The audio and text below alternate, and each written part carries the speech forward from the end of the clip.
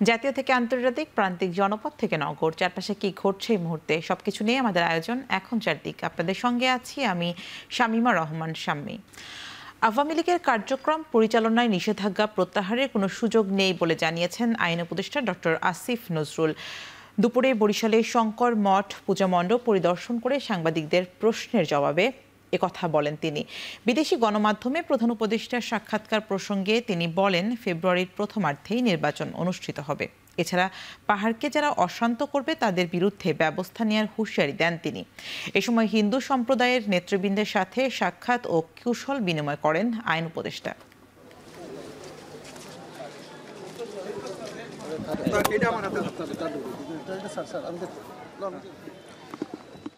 বাস্তবিক অর্থে আওয়ামী লীগের কার্যক্রম নিষিদ্ধটা উজ্জ্বল হবে এই ধরনের কোনো সম্ভাবনা আমি দেখতে পাচ্ছি না, আমি অন্তত দেখতে পাচ্ছি না। বরং আমি যেটুক জানি যে আমাদের আন্তর্জাতিক অপরাধ আদালতে যে প্রসিকিউশন টিম আছে সেই টিমের পক্ষ থেকে সংগঠন হিসাবে আওয়ামী লীগের বিচার চাওয়ার একটা পদক্ষেপ বরং নেওয়া হচ্ছে। আওয়ামী লীগ নিষিদ্ধের বিষয়ে আইন আদালত বা সরকারের নয়, জনগণ সিদ্ধান্ত নেবে বলে মন্তব্য করেছেন বিএনপির স্থায়ী কমিটির সদস্য ডক্টর এজেডএম জাহিদ হাসান। জাতীয় প্রেস ক্লাবে এক আলোচনা সভায় এই কথা বলেন তিনি। আরও বলেন, আওয়ামী লীগের গণহত্যা, গুম খুনের বিচার নিশ্চিত করতে হবে। বিএনপি লীগের বিচারে সোচ্চার আছে বলেও দাবি করেন ডক্টর জাহিদ। যে নিষিদ্ধের বিষয়টা কাকে গ্রহণ করবে বা করবে না, এটা জনগণের বিষয়। এটা কোনো অবস্থাতেই আইন আদালত অথবা সরকারি সিদ্ধান্তে যে করার যে প্রক্রিয়া, এটার সাথে বিএনপি কিন্তু সবসময় দ্বিমত পোষণ করেছে। এই গণহত্যাকারী এবং এটার যারা আদেশ দিয়েছে তাদেরকে আইনের আওতায় এনে যথাযথ বিচার করা। কাজে তাদের বিচারের ব্যাপারে বাংলাদেশ জাতীয়তাবাদী দল সবসময়ই সোচ্চার ছিল, এখনও আছে। দুর্গাপূজা চলাকালে পাহাড়ের অস্থিতিশীলতা জাতীয় ও আন্তর্জাতিক চক্রান্তের অংশ বলে মন্তব্য করেছেন বিএনপির সিনিয়র যুগ্ম মহাসচিব অ্যাডভোকেট রুহুল কবির রিজভী। সকালে রাজধানীর পল্টনে পূজা মণ্ডপ পরিদর্শন শেষে তিনি বলেন, যারা হাসিনার পতন মানতে পারেনি তারাই পরিকল্পিতভাবে পূজার সময় পাহাড়ে অস্থিতিশীল পরিবেশ সৃষ্টি করেছে। রাজনৈতিকভাবে সাম্প্রদায়িক সম্প্রীতিকে বিভাজিত করা হয়েছে। দুর্গাপূজাকে নস্যাৎ করতে পাশের দেশ থেকে ষড়যন্ত্র হচ্ছে দাবি করে সম্প্রীতি বজায় রাখতে দলমত নির্বিশেষে একসঙ্গে কাজ করার আহ্বান জানান বিএনপির এই নেতা। কোনো একটি দেশ চেয়েছে হাসিনাকে টিকিয়ে রেখে আজীবন তারা বাংলাদেশকে তাদের নিয়ন্ত্রণে রাখবেন। যে দেশের হিন্দু মুসলমান একসাথে স্বাধীনতা আনতে পারে ৭১-এ, তারা আবার নতুন করে কারো উপনিবেশে পরিণত হবে, এটা কি কেউ বিশ্বাস করতে পারে? দেশের জনগণ পার্শ্ববর্তী দেশ থেকে বা আমাদের এই মধ্যে, এই সমাজের মধ্যে ভেতর থেকে নিজেকে লুকিয়ে রেখে নানা অন্তর্ঘাত করার প্রচেষ্টা চালিয়েছে। জামায়াত ইসলামীর আমির ডক্টর শফিকুর রহমানের সঙ্গে সাক্ষাৎ করেছেন ঢাকায় সুইডেনের রাষ্ট্রদূত নিকোলাস উইকস। সকালে রাজধানীর বসুন্ধরায় কার্যালয়ে জামায়াত আমিরের সঙ্গে ব্রেকফাস্ট বৈঠকে মিলিত হন রাষ্ট্রদূত। এ সময় তারা চলমান রাজনৈতিক পরিস্থিতি, দ্বিপক্ষীয় সম্পর্ক, বিনিয়োগ এবং আন্তর্জাতিক সম্পর্ক সহ স্বার্থ সংশ্লিষ্ট নানা বিষয়ে আলোচনা করেন। ভবিষ্যতে বাংলাদেশের প্রতি সুইডেনের দৃঢ় সমর্থন থাকবে বলেও জানান দেশটির রাষ্ট্রদূত।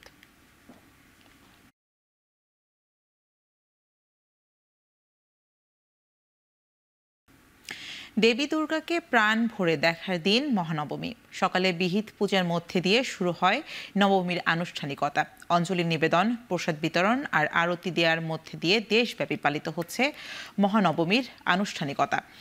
রাজধানী ঢাকেশ্বরী জাতীয় মন্দিরে নবমীর সকালে ১০৮টি দ্রব্য দিয়ে সপ্তধারার জলে দেবীকে মহাস্নান করিয়ে শুদ্ধ করা হয়। এরপর সকাল ৮টা ৪০ চণ্ডীপাঠ দিয়ে চলে বিহিত পূজা। পূজার যজ্ঞের মাধ্যমে দেয়া হয় আরতি। পূজা শেষে ভক্তদের কীর্তন বন্দনা, পুষ্পাঞ্জলি এবং প্রসাদ বিতরণ করা হয়। হিন্দু শাস্ত্র মতে মহানবমী বা দুর্গা নবমী হল অসুরের শক্তিবধে বিজয়ের দিন।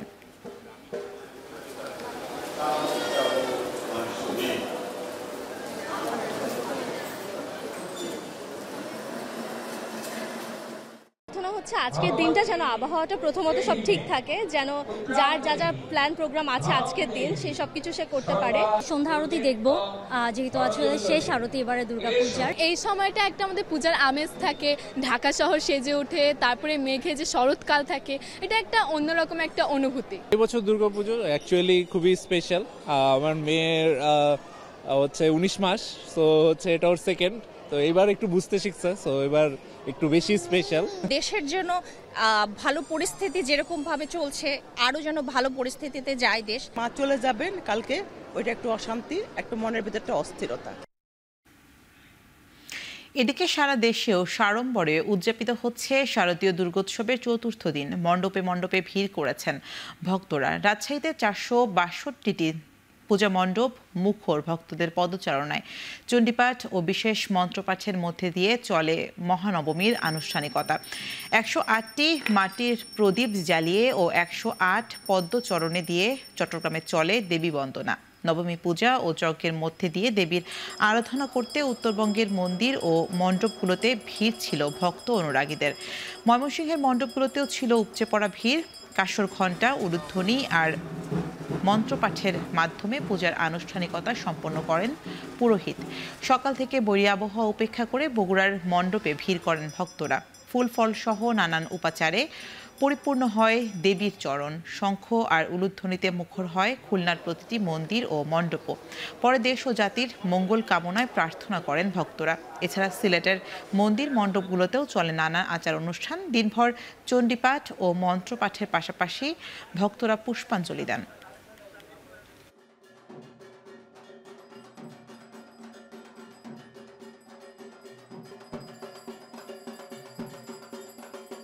পূজাতে আসলাম, অঞ্জলি দিলাম, মায়ের কাছে আশীর্বাদ চাইলাম।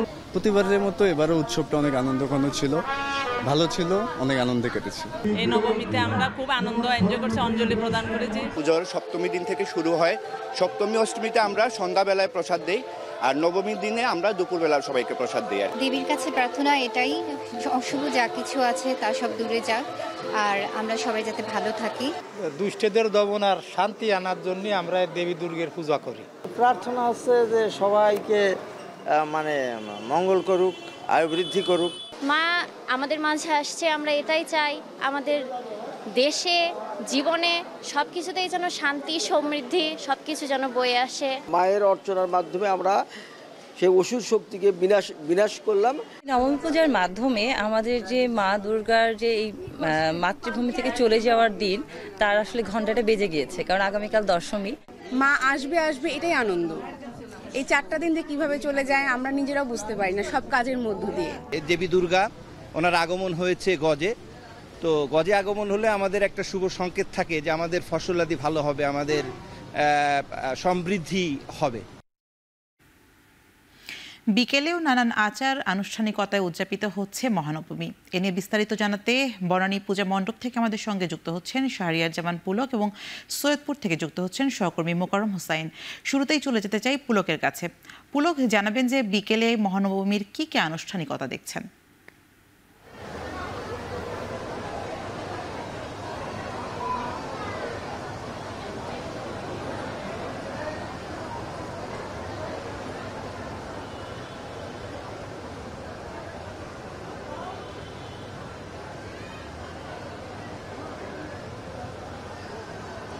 আকাশে শরতের নীল, বাতাসে ঢাকের তালে তালে ভেসে আসে দেবী বন্দনার সুর। আজ দুর্গোৎসবের নবমীর দিন। নবমীর আগামীকালকে কিন্তু দশমী, এবং সেই দশমীতে কিন্তু বিসর্জন দেওয়া হবে। তার মানে আজ এই নবমীর দিনেই শেষ দিন, যেদিন হচ্ছে তো ভক্তরা যারা রয়েছেন তারা শেষবারের মতো দুর্গা মাকে দেখতে পারবেন।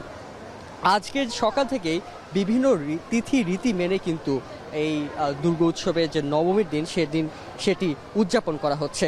সকাল থেকে আমরা দেখেছি দেবী দুর্গার মহানবমীর বিহিত পূজা অনুষ্ঠিত হয়। এদিন দেবী দুর্গার বিদায়ের সুরে ভরাক্রান্ত হয়ে ওঠে প্রতিটি মণ্ডপের পরিবেশ। আমরা জানি যে দশমীতে কৈলাসে স্বামীর বাড়ি ফিরে যাবেন মা দুর্গা, সেজন্য আগামী দশমীর যে আগের দিন অর্থাৎ আজকে এই তর্পণে দুর্গার স্নানের মাধ্যমে সকালবেলা তিথিরীতি শুরু হয় এবং ষোড়শ উপচারে পূজা শুরু হয়। সনাতন ধর্মাবলম্বী যারা রয়েছেন তারা কিন্তু মানেন নবমীর দিনে দেবী দুর্গাকে প্রাণ ভরে দেখার সময়, কারণ অন্তিম দিন বলা যায় এই মহানবমীকেই।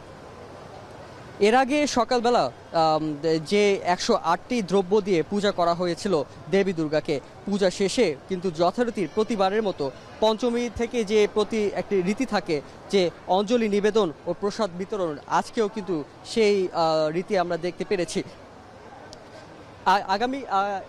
এখন যে আগামী যে পুজোটি অনুষ্ঠিত হবে সেটা কিন্তু বলা হয় মহা আরতি, সেটি কিন্তু কিছুক্ষণ পরে শুরু হবে, অর্থাৎ সন্ধ্যা নামার কিছুক্ষণ আগেই এই মহা আরতি শুরু হবে।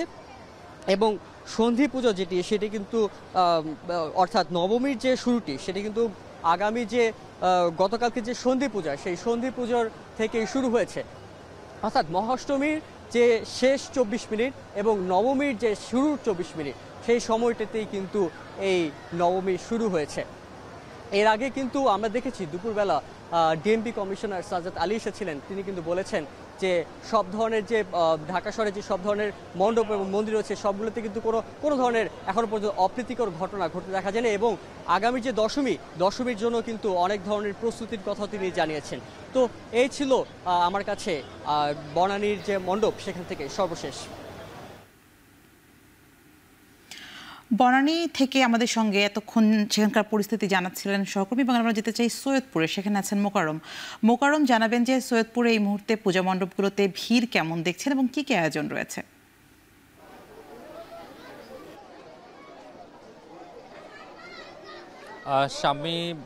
শারদীয় দুর্গোৎসবে সনাতন ধর্মাবলম্বীদের উৎসবের যে পারদ সেটি যতটা উপরে উঠেছে, এখন কিন্তু তাদের যে দুর্গাদেবীর বিদায় উপলক্ষে তাদের যে আসলে করুণ সুর, তাদের যে বিদায় দেওয়ার প্রস্তুতি, সেটিও কিন্তু আস্তে আস্তে আসলে দৃশ্যমান হচ্ছে।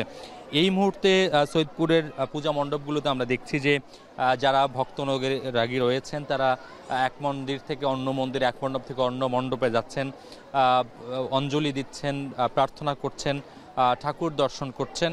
এবং তারা বলছেন যে যতখানি বেশি মণ্ডপ মন্দির পরিদর্শন করা যায়, যত বেশি সংখ্যক দুর্গা দেবীকে দেখা যায়, তত বেশি তাদের জন্য পুণ্য, তারা এমনটি বলছেন। একই সঙ্গে তারা আরেকটি বিষয় বলছেন যে এবারের শারদীয় দুর্গোৎসবটি তাদের কাছে এক অন্যরকম উৎসবের বার্তা নিয়ে এসেছে। এবার তাদের যে প্রস্তুতি সেটি ব্যাপকভাবে দারুণভাবে নেওয়া ছিল, আইনশৃঙ্খলা পরিস্থিতিও তাদের কাছে সন্তোষজনক মনে হয়েছে।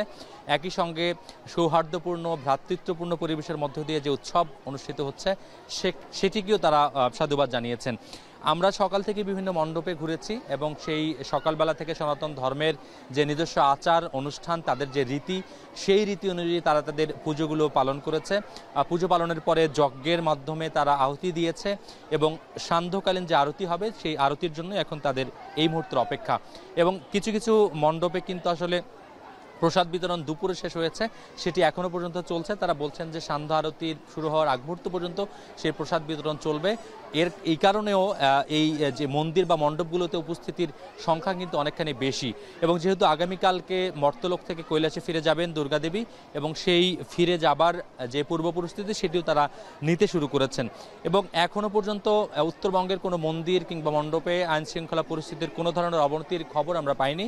দফায় দফায় আইনশৃঙ্খলা রক্ষাকারী বাহিনীর ঊর্ধ্বতন কর্মকর্তাদের যে দ্বিপাক্ষিক বৈঠক, টহল এবং সার্বক্ষণিক নিরাপত্তা নিশ্চিত করবার কারণে তাদের এবারের উৎসবটি আরও জাঁকজমকপূর্ণ হয়েছে বলে তারা বলছেন। এবং একই সঙ্গে তারা প্রার্থনা করছেন যে এখনকার যে শারদীয় দুর্গোৎসবের যে আমেজ, এটি যেন বহু বছর ধরে স্থায়ী হয় এবং এরকম করেই ভ্রাতৃত্বপূর্ণ পরিবেশের মধ্য দিয়ে তারা যেন বাংলাদেশের ধর্ম পালন করতে পারে, সেই প্রার্থনায় তারা আবার দুর্গা দেবীর কাছে করছেন। আগামীকালকে দোলায় চড়ে সনাতন ধর্মাবলম্বীদের সবথেকে বড় ধর্মীয় উৎসবের যে দেবী দুর্গা, তিনি ফিরে যাবেন এবং পরবর্তী বছরের জন্য আবারও অপেক্ষা করতে হবে সনাতন ধর্মাবলম্বীদের, যার ফলে একদিকে উৎসবের আমেজ, অন্যদিকে বিদায়ের সুর তাদের ভিতরে বাজছে। এই ছিল উত্তরবঙ্গ থেকে শারদীয় দুর্গোৎসবের সবশেষ খবর।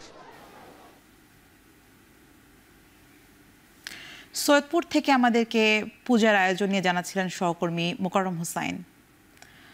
শারদীয় দশমীর প্রতিমা বিসর্জনের সময় নৌপথে জনগণের জানমালের নিরাপত্তার সব ধরনের ব্যবস্থা নেয়ার কথা জানিয়েছেন বাংলাদেশ কোস্ট গার্ডের মহাপরিচালক রিয়ার অ্যাডমিরাল মোহাম্মদ জিয়াউল হক। অপ্রীতিকর ঘটনা এড়াতে কোস্টগার্ড সর্বোচ্চ সতর্ক অবস্থানে থাকবে বলেও জানান তিনি। বেলা 11টায় নারায়ণগঞ্জের মিশনপাড়া এলাকায় রামকৃষ্ণ মিশনে দুর্গা মণ্ডপ পরিদর্শন করে তিনি কথা বলেন। প্রতিমা বিসর্জনের দিন অন্যান্য আইনশৃঙ্খলা বাহিনীর পাশাপাশি কোস্টগার্ডও বাড়তি নজরদারি রাখবে বলে আরও জানান কোস্টগার্ডের মহাপরিচালক। পাশাপাশি প্রতিমা বিসর্জনের স্থানগুলোতে ডুবুরি দল প্রস্তুত থাকার কথাও জানান তিনি। বিসর্জনের অংশে নেয়া দর্শনার্থীদের অতি উৎসাহী হয়ে দুর্ঘটনার সৃষ্টি না হওয়ার আহ্বান জানান তিনি। এর আগে তিনি শহরের মিশনপাড়া রামকৃষ্ণ মিশন আশ্রম পূজা মণ্ডপ ঘুরে দেখেন এবং মণ্ডপের দায়িত্বে থাকা ব্যক্তিদের সাথে কথা বলেন এবং মণ্ডপের সার্বিক নিরাপত্তা ও পূজা নির্বিঘ্নে উদযাপন নিশ্চিতকরণের বিষয়ে খোঁজ খবর নেন। দশমীর দিন যেহেতু দুর্ঘটনার আশঙ্কা থাকে, অনেকে অতি উৎসাহী হয়ে যারা থাকার কথা না বোটে তারাও চলে যায়, অতিরিক্ত লোকজন উঠে যায় বোটে যখন বিসর্জনের ঘটনাটা ঘটবে। তো সে সময় যদি কোনো কিছু ঘটেও যায়, আমাদের ডুবুরি দল নিয়োজিত রয়েছে বিভিন্ন পয়েন্টে। এটা আমাদের অন্যান্য আইনশৃঙ্খলা বাহিনীরা জানেন এবং পূজা মণ্ডপ কমিটির যারা আছেন তাদেরকেও ইনফর্ম করা আছে। চট্টগ্রামে বিভিন্ন দুর্গাপূজার মণ্ডপ পরিদর্শন করেছেন অন্তর্বর্তী সরকারের মুক্তিযুদ্ধ বিষয়ক এবং দুর্যোগ ব্যবস্থাপনা ও ত্রাণ মন্ত্রণালয়ের উপদেষ্টা ফারুকী আজম। সকালে নগরীর চট্টেশ্বরী দুর্গোৎসবের নবমী পূজা পরিদর্শন করেন উপদেষ্টা। তাকে ফুল দিয়ে বরণ করে নেন পূজা উদযাপন কমিটি। পরিদর্শন শেষে উপদেষ্টা বলেন, দুর্গাপূজা শুধু ধর্মীয় উৎসব নয়, এটি সাম্প্রদায়িক সম্প্রীতির বন্ধন। এ সময় পূজা শান্তিপূর্ণভাবে সম্পূর্ণ করতে প্রশাসনের সর্বাত্মক সহযোগিতার আশ্বাস দেন তিনি। এছাড়া গুজবে কান না দিয়ে প্রয়োজনে আইন শৃঙ্খলা বাহিনীর সহযোগিতা নেয়ার পরামর্শ দেন উপদেষ্টা।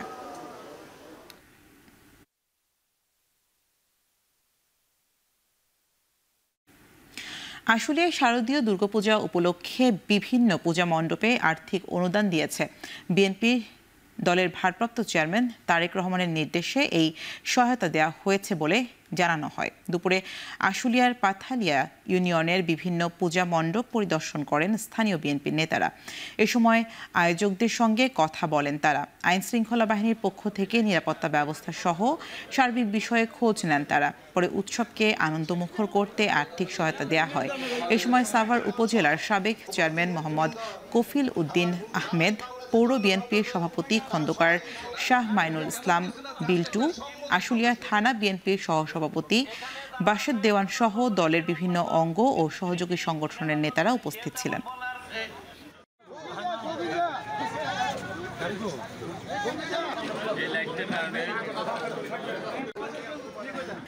পূজার ছুটিতে ভ্রমণ পিপাসুদের ঢল নেমেছে পর্যটন নগরী কক্সবাজারে। হোটেল রিসোর্টে তিল ধারণের ঠাঁই নেই। যাত্রীচাপ সামলাতে ঢাকা কক্সবাজার রুটে বিশেষ ট্রেনও চালু করা হয়েছে। এ বিষয়ে বিস্তারিত জানাতে সৈকতের সুগন্ধা পয়েন্ট থেকে আমাদের সঙ্গে যুক্ত হচ্ছেন সহকর্মী মনতোষ বেদজ্ঞ। মনতোষ, আপনি সকাল থেকেই জানাচ্ছিলেন যে প্রচুর পর্যটকের ভিড় হয়েছে। এই যে বিপুল সংখ্যক পর্যটক, এদের হোটেল পাওয়া নিয়ে কোনো সমস্যা হচ্ছে কিনা বা বাড়তি ভাড়ার কোনো অভিযোগ রয়েছে কিনা জানাবেন।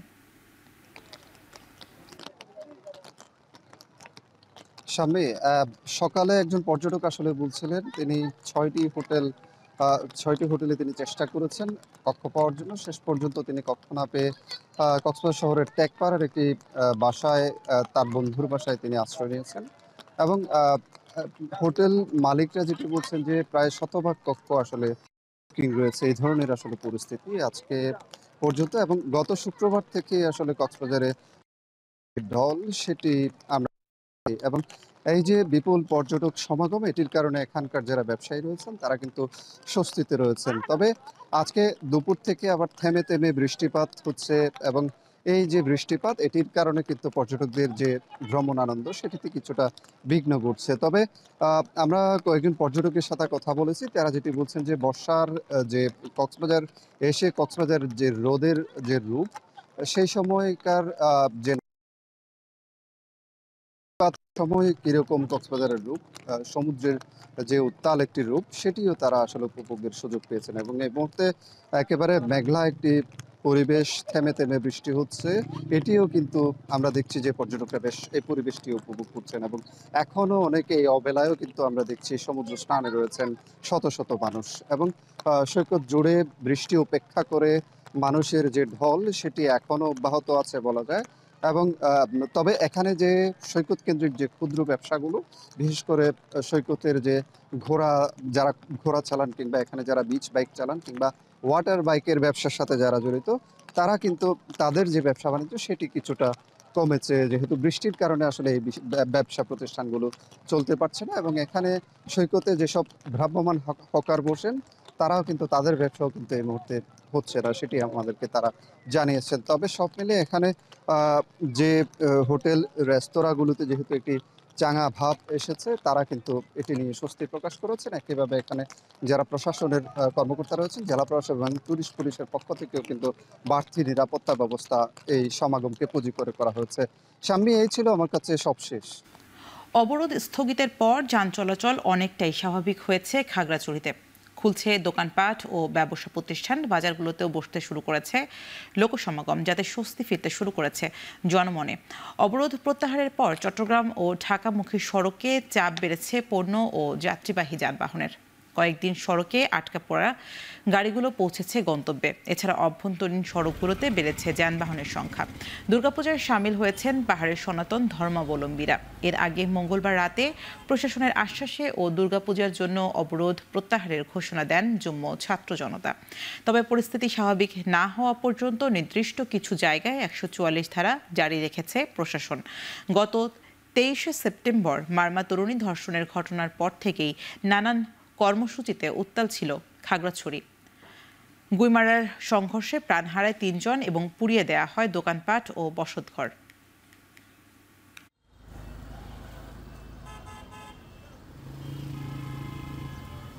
পরিস্থিতি অনেকটাই ঠান্ডা, দোকানপাট সম্পূর্ণ খোলা, মানুষ যে নিরাপদে চলাফেরা করতে পারতেছে। মোটামুটি এখন তো স্বাভাবিক দিকে দেখা যাচ্ছে, গাড়ি ঘোড়া মোটামুটি চলতেছে। অবরোধ তুলে নেওয়ার কারণে এখন মোটামুটি মানুষজন বের হচ্ছে একটু। প্রতি জায়গায় তল্লাশি নিতে, এখন তল্লাশি নিচ্ছে না আজকে। এখন মোটামুটি স্বাভাবিকভাবে মানুষ চলাফেরা করতে পারতেছে। বান্দরবানের পার্বত্য জেলায় অপহরণ, চাঁদাবাজি বন্ধসহ এলাকার শান্তি শৃঙ্খলা উন্নয়নে র্যাব কাজ করছে বলে দাবি করেছে র্যাব 15-র বান্দরবান ক্যাম্পের company commander major Mohammad Nazmul Islam. সকালে বান্দরবানে মতবিনিময় সভায় তিনি আরও বলেন, সমতল এলাকার চেয়ে পাহাড়ে কাজ করা অনেক কষ্টের ও চ্যালেঞ্জের। অপহরণ, চাঁদাবাজি বন্ধে সবাইকে সজাগ থাকার আহ্বান জানিয়ে যে কোনো তথ্য র্যাবকে দিতে আহ্বান জানান মেজর নাজমুল। এ সময় তিনি আরও বলেন, র্যাব মাদক ও চোরাচালান বন্ধ করে বান্দরবানের মানুষের সুন্দর সহ অবস্থানের জন্য কাজ করছে। এটা আপনারা অব্যাহত রাখবেন, যেভাবে আপনারা অন্যান্য সংস্থার সাথে কাজ করে যান। এবারের ভোট আর রাতে নয়, হবে দিনের বেলায়। অবাধ ও সুষ্ঠু ভোট আয়োজনে সরকার নিরলসভাবে কাজ করে যাচ্ছে বলে জানান ধর্মোপদেষ্টা ডক্টর আ.ফ.ম. খালিদ হোসেন। সরকারি মাদ্রাসা ই আলিয়ার 246তম প্রতিষ্ঠা বার্ষিকীর অনুষ্ঠানে যোগ দিয়ে উপদেষ্টা আরও বলেন, ছাত্র জনতার রক্তের বিনিময়ে 54 বছর পর মানুষের অধিকার প্রতিষ্ঠার সুযোগ এসেছে। এই সুযোগ কোনোভাবেই হাতছাড়া করা যাবে না। অনুষ্ঠানে শিক্ষা উপদেষ্টা অধ্যাপক সিয়ার আবরার বলেন, রাজনীতির দুষ্ট চক্রে পিছিয়ে পড়েছে শিক্ষা প্রতিষ্ঠান। এজন্য শিক্ষা প্রতিষ্ঠান পরিচালনা বোর্ডে বড় ধরনের পরিবর্তন আনা হয়েছে। এছাড়া মাদ্রাসা শিক্ষার বড় ধরনের ঘাটতি রয়েছে। মাদ্রাসা শিক্ষাকে আধুনিক ও যুগোপযোগী করতে পদক্ষেপ নিয়েছে সরকার।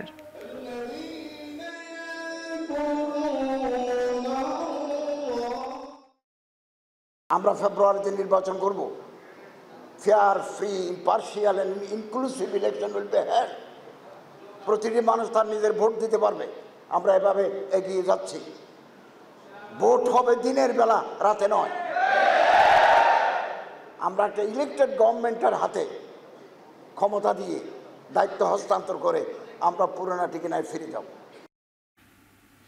হবিগঞ্জের লাখাই উপজেলার মনতৈল গ্রামে আধিপত্য বিস্তারকে কেন্দ্র করে দুপক্ষের মধ্যে ভয়াবহ সংঘর্ষে নারী পুরুষ সহ অন্তত 30 জন আহত হয়েছেন। আহতদের স্থানীয় বিভিন্ন হাসপাতালে ভর্তি করা হয়েছে। বুধবার সকালে ওই গ্রামের ফরিদ মিয়া ও নোয়াব আলীর গোষ্ঠীর লোকজনের মধ্যে এই সংঘর্ষ ঘটে। খবর পেয়ে পুলিশ ঘটনাস্থলে পৌঁছে পরিস্থিতি নিয়ন্ত্রণে আনেন।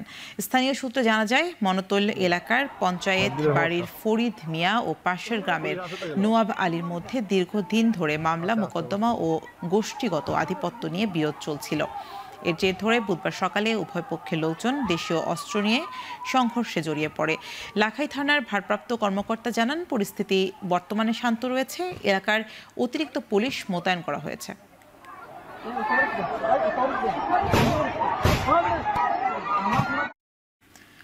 এবারে দেশের বাইরের খবর। ফিলিপিন্সের মধ্যাঞ্চলে শক্তিশালী 6.9 মাত্রার ভূমিকম্পে অন্তত 69 জনের মৃত্যু হয়েছে। আহত হয়েছে আরও প্রায় 150 মানুষ।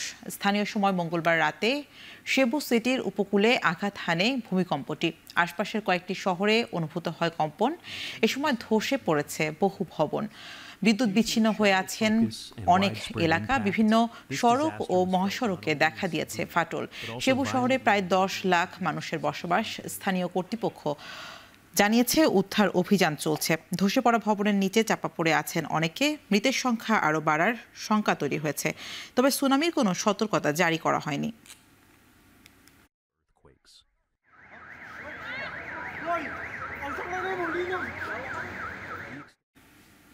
ইউক্রেনের দক্ষিণাঞ্চলীয় শহর ওডেসার ভয়াবহ বৃষ্টি ও বন্যায় শিশুসহ অন্তত 9 জনের মৃত্যু হয়েছে। বন্যায় আটকে পড়াদের উদ্ধারে অভিযান চলছে।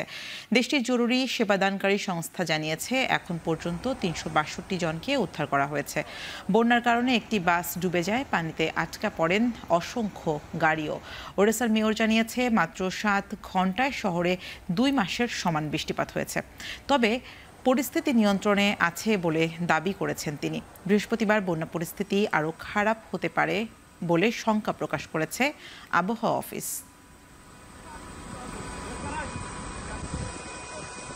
ইসরায়েলের রক্তচক্ষুকে উপেক্ষা করে ত্রাণ নিয়ে গাজার খুব কাছাকাছি পৌঁছে গেছে ফ্রিডম ফ্লোটিলার নৌবহর, যেখানে রয়েছেন বিশ্বের কয়েকটি দেশ থেকে যোগ দেয়া 44টি জাহাজ। সুইডিশ পরিবেশবিদ গ্রেটা থুনবার্গ সহ আইনজীবী, মানবাধিকার কর্মী, অভিনেতা সহ প্রায় 100 ক্রু যোগ দিয়েছেন এই নৌবহরে। সবকিছু ঠিক থাকলে আর কয়েক ঘন্টার মধ্যে উপত্যকাটিকে লঙ্ঘন করবে তারা। তবে জাহাজগুলোকে ফিরে যেতে একের পর এক হুঁশিয়ারি দিয়ে যাচ্ছে তেল আবিব। এরই মধ্যে নৌবহর থেকে মুখ ফিরিয়ে নেয়ার সমালোচনার মুখে পড়েছে ইতালি। আর আন্তর্জাতিক জলসীমার ফ্লোটিলার জাহাজে হামলা মানবাধিকার লঙ্ঘনের অপরাধ হবে বলে হুঁশিয়ারি কলম্বিয়ার।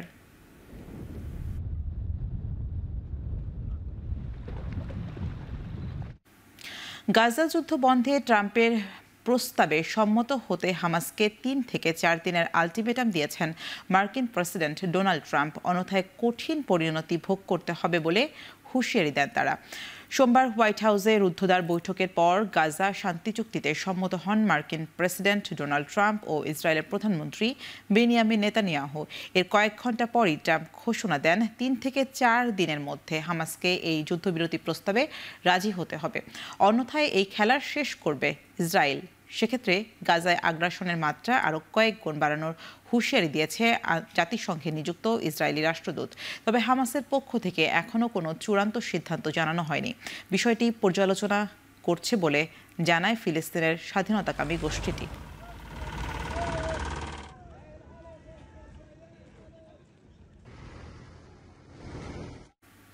গালফ অফ এডেনে নেদারল্যান্ডসের পতাকাবাহী জাহাজে হামলা করেছে ইয়েমেনের হুতি গোষ্ঠী। মঙ্গলবার এই দায় স্বীকার করে ভিডিও বার্তা দেয় গোষ্ঠীটির মুখপাত্র ব্রিগেডিয়ার জেনারেল ইয়াহিয়া সারি। হামলার পর জাহাজে উদ্ধার কাজ করে ইউরোপীয় ইউনিয়নের নৌ মিশনের সেনারা। যদিও প্রকাশিত ছবির সত্যতা যাচাই করতে পারেনি বার্তা সংস্থা রয়টার্স। গেল বছর লোহিত সাগরে পশ্চিমা জাহাজে একের পর এক হামলা করে ইরান সমর্থিত গোষ্ঠীটি। এতে বেশ চাপে পড়ে যুক্তরাষ্ট্র, যুক্তরাজ্য সহ ইউরোপের বাণিজ্য।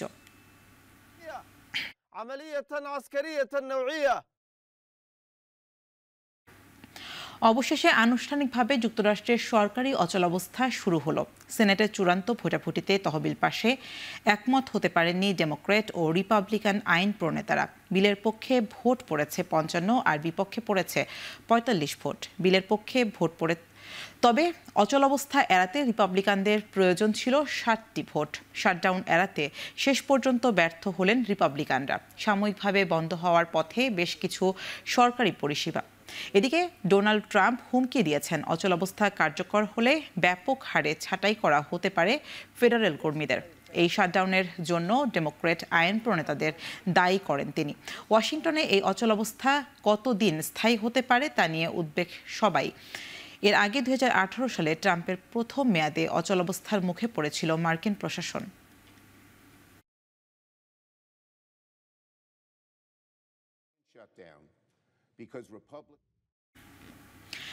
ডেমোক্রেটিক রিপাবলিকান অব কঙ্গোর সাবেক প্রেসিডেন্ট জোসেফ কাবিলাকে মৃত্যুদণ্ড দিয়েছে দেশটির একটি সামরিক আদালত। এ সময় আদালতে অনুপস্থিত ছিলেন তিনি। তার বিরুদ্ধে রাষ্ট্রদ্রোহিতা, হত্যা, যৌন নিপীড়ন ও নির্যাতন সহ বেশ কয়েকটি অপরাধে তাকে দোষী সাব্যস্ত করা হয়েছে। সামরিক দণ্ডবিধির 7 নম্বর ধারায় শাস্তির একমাত্র বিধান মৃত্যুদণ্ড। 2001 থেকে 2019 সাল পর্যন্ত প্রেসিডেন্ট ছিলেন। 2023 সালে দেশ ত্যাগ করেন তিনি। চলতি বছর কঙ্গোর বিশাল অঞ্চল দখল করে রুয়ান্ডা সমর্থিত M23 বিদ্রোহী গোষ্ঠী তাদের প্রতি সমর্থন দেওয়ার অভিযোগে ওঠে সাবেক প্রেসিডেন্ট কাবিলার বিরুদ্ধে।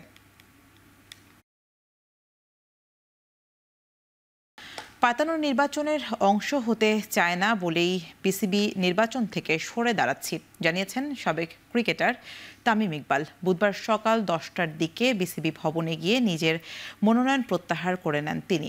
এবারের নির্বাচনে পরিচালক পদে এবং পরবর্তীতে সভাপতি হওয়ার ইচ্ছা প্রকাশ করেছিলেন তামিম। তবে কিছুদিন আগে বিসিবি নির্বাচনে সরকারি হস্তক্ষেপের অভিযোগ করেন তিনি। অ্যাডহক কমিটি থেকে কাউন্সিলর মনোনয়ন নিতে জেলা ও বিভাগীয় ক্রীড়া সংস্থাগুলোকে চিঠি দেওয়ার ঘটনাকে বিসিবি সভাপতি আমিনুল ইসলাম বুলবুলের স্বেচ্ছাচারিতা বলেও মন্তব্য করেন তামিম ইকবাল।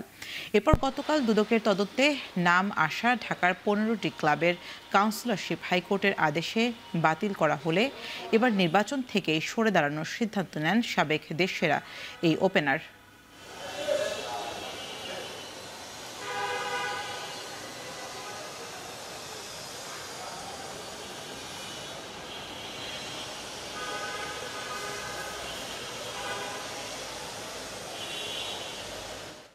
যে এখান থেকে এসে যে এই নোংরামির পার্ট আমরা থাকতে পারবো না।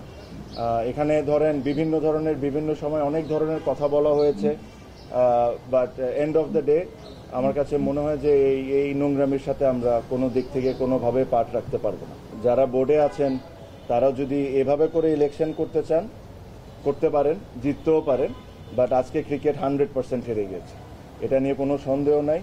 আপনারা বলেন বড় গলায় যে বাংলাদেশে ফিক্সিং বন্ধ করা লাগবে, আগে ইলেকশনের ফিক্সিং বন্ধ করেন, পরে ক্রিকেটের ফিক্সিং বন্ধ করার চিন্তাটা করি। বিসিবি নির্বাচনে 16টি আবেদন প্রত্যাহার করা হয়েছে। চূড়ান্ত তালিকায় থাকা 34 প্রার্থী নির্বাচনে অংশ নেবেন। ঢাকা, রাজশাহী ও রংপুর বিভাগের পরিচালক পদে নির্বাচন হবে।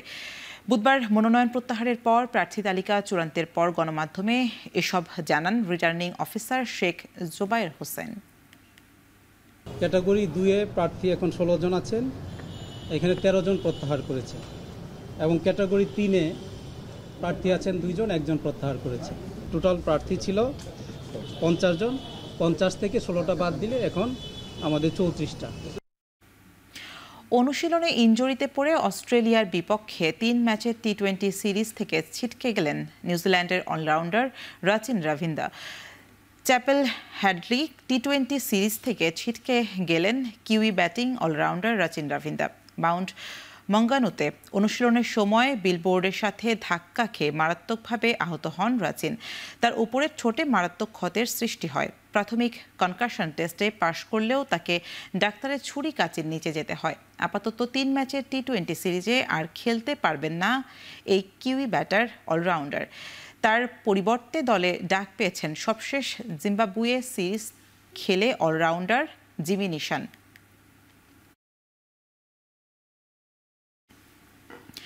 নিউজিল্যান্ড অস্ট্রেলিয়া সিরিজের খবর। 3 ম্যাচ টি-20 সিরিজের প্রথমটিতে স্বাগতিক নিউজিল্যান্ডের বিপক্ষে 6 উইকেটে জিতেছে অস্ট্রেলিয়া। মাউন্ট মঙ্গানুইতে টসে হেরে গিয়ে ব্যাট করতে নামে নিউজিল্যান্ড।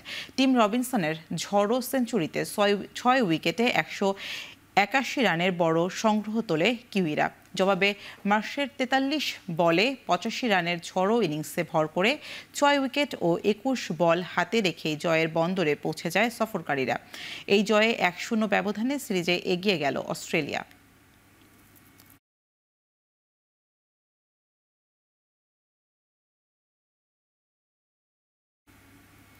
নভেম্বরে পাকিস্তানের বিপক্ষে ঘরের মাটিতে প্লে অফ সিরিজ খেলবে বাংলাদেশ হকি দল। ভারতে অনুষ্ঠিত এশিয়া কাপ হকিতে নাম প্রত্যাহার করে পাকিস্তান।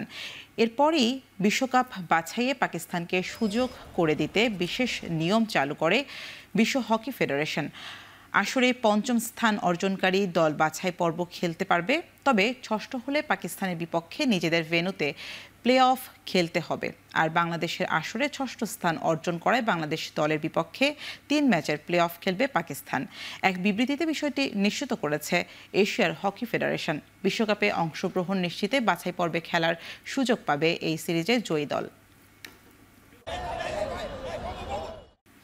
শেষ করছি এখন চারদিকের আয়োজন। এখন টেলিভিশন ওয়েবসাইটে দেখতে ভিজিট করুন www.ekhon.tv, ফেসবুকে দেখতে ভিজিট করুন facebook.com/tv.ekhon এবং ইউটিউবে দেখতে ভিজিট করুন youtube.com/c/ekhon tv।